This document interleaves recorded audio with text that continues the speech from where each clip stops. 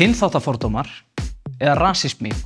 Það hafa allir heyrt þetta en vitið í alvöru hvað þetta snýst um? Í stuttu máli sagt rasismi að mismuna fólki út frá húðlit eða útlitseinkennum, yfirleitt þannig að það bitnar frekar á fólki með dekkri húð. En rasismi líka kerfisbundinn. Það mismunun sem birtist ekki endilega bara á milli einstaklinga, heldur líka hvernig samfélagið kemur fram með fólk. Stundum gera vinnuveitendur til dæmis ráð fyrir að einungis fólk með íslensk nöfn eða ljósa húð geti talað íslensku, sem ekki rétt, því fullt af fólki á Íslandi með erlend nöfn eða dekkri húð og talar samt íslensku. Ef vinnuveitendur eru með þessa fyrirfram skoðun í undirmeðvitundinni þegar þau fara yfir starfsumsóknir, geta þau óvart útiloka fólk því þau gera ráð fyrir því að það tala ekki íslensku og búi ekki yfir sömu hæfni og umsækjandi með íslenskt nafn og uppruna. En hvaðan kemur rasismi? Þótt að megi segja að fólk hafi í ár og aldur einhvern veginn verið að flokka aðra eftir útlitstengdum þáttum, þá var það á tímum nýlendustefnunnar á 17. öld sem flokkun fólks var sett fram sem einhvers konar falsvísindi til að réttlæta yfirtöku lands. Á þeim tíma var haldið fram að ákveðið útlit væri tengt við eðli fólks, það hvernig fólk hegðar sér eða hugsar, og þannig varð kynþáttaflokkun til. Í gamla daga voru kynþættir skilgreindir út frá húðlitum til að réttlæta það að koma illa fram með fólk. Þetta voru ekki bara útlitstengdar lýsingar, heldur var ákveðið að hver og einn húðlendur hefði eitthvað eðli. Kynþáttafordómarnir segja þó eitthvað eins og ef þú ert með svona húð, þá ertu frá þessu svæði og þá hegðar þér svona. Sama þótt þú gerir það ekki, þá skiptir það kynþáttafordómana ekki máli því þeir vita einhvern veginn betur en þú. Og þetta var notað til að réttlæta yfirráð og ofbeldi og þetta aldrei í lagi. Það merkilega að við vitum í dag að vísindalega ekkert satt við þetta.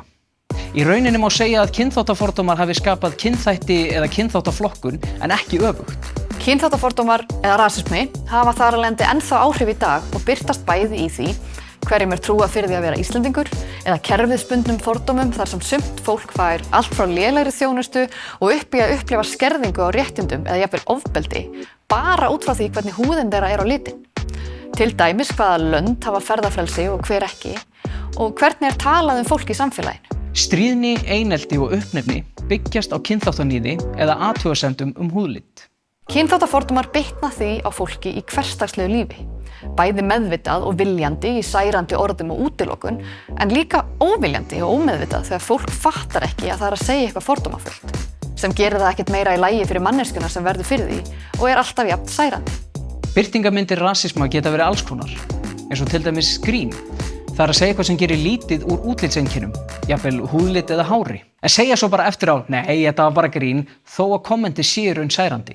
Eða hnýta í eitthvað tengt húðlit fólks, tengja saman húðlit og eitthvað neikvætt, eða búa til uppnefni sem byggja á útlitseinkennum. Efast íslensku kunnáttu vegna húðlitar, eins og til dæmis að ávarpa fólk strax á ensku vegna þess að það með dekkri húð. Annað dæmi til dæmis notkun n-orðsins bara yfir höfuð. Veist þú hver merkingin Vissirðu að sögulegt samhengi mjög niðrandi tilvísun í húðlit fólks, sérstaklega þegar það notað af fólki með ljósari húð? Orðið var notað til að tala niður til, beita ofbeldi og gera lítið úr svörtu fólki frá tímum þrælahalds á 17. öld og langt fram í nútímann. Það því ekki bara orð heldur líka tákn rasisma og óréttlæti. Langar þig ennþá að nota orðið ef þú veist það? Þótt þú meinir það ekki á slæman hátt, þá hefur orðanotkunin alltaf áhrif, því aðrir gætu til dæmis heyrt þig nota það og farið að nota það til þess að níðast á öðrum.